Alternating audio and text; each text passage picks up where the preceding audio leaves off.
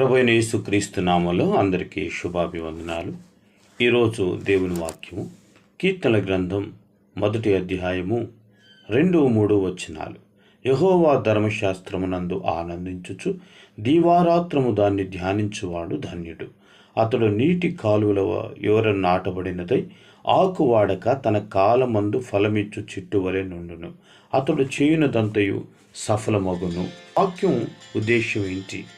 దేవుని వాక్యానికి విధేయత చూపేవారు ఆధ్యాత్మిక శ్రేయస్సు మరియు ఆధ్యాత్మిక విజయాన్ని అనుభవిస్తారని తెలియజేస్తుంది. దేవుని పరిశుద్ధ వాక్యమునందు దృఢంగా నాటిన చెట్లు వలె మనం ఉండాలి. దైవభక్తి గల స్త్రీ పురుషులు దృఢమైన ఆరోగ్యకరమైన చెట్లతో నీటి కాలువల యొద్ద నాటబడిన పండ్లతో నిండిన మరియు ఆకులతో నిండిన చెట్లతో పోల్చబడ్డారు. మనం ఫలవంతమైన చెట్లుగా ఉండాలి అంటే మొదటిగా దేవుని కొరకు జీవించేవారిగా ఉండాలి, అనగా స్థిరముగా ఉండాలి.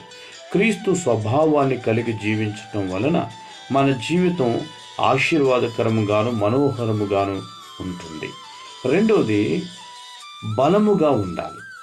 దేవుని వాక్యములో బాగా పాతుకుపోయిన వారు పరీక్ష మరియు శోధన సమయాల్లో కదలకుండా ఉంటారు.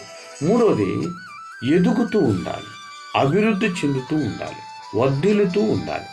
ఆరోగ్యవంతమైన చెట్లు ఎప్పుడూ పెరుగుతూ ఉంటాయి.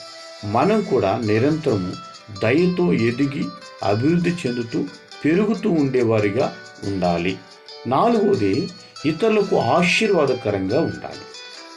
కొన్ని చెట్లు ఆహారాన్ని ఇస్తాయి, మరికొన్ని చెట్లు నీడనిస్తాయి, మరికొన్ని చెట్లు కలపను తయారు చేస్తాయి. అదేవిధంగా క్రైస్తవులు పొరుగు వారికి ఆధ్యాత్మికమైన ఆహారమును, ఓదార్పును, ప్రజలను మరియు దేవుని వద్దకు నడిపించడానికి వారి యొక్క సమయాన్ని, తలంతులను, సామర్థ్యాలను ఉపయోగించే వారిగా ఇతరులకు ఆశీర్వాదకరంగా ఉండాలి.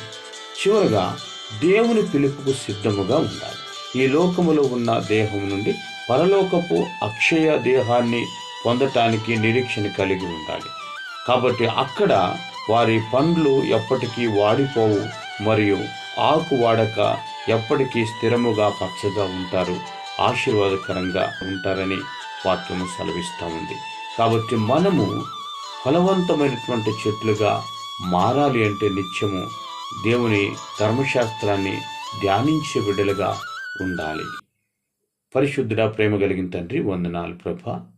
మేము ఫలవంతమైనటువంటి చెట్లుగా ఉండి మీకు మహిమకరంగా జీవించుటకు సహాయం చేసి మహిమ తెచ్చుకోమని యేసుక్రీస్తు నామములో అడిగి వేడుకుని ప్రార్థిస్తున్నాం తండ్రి. ఆమేన్.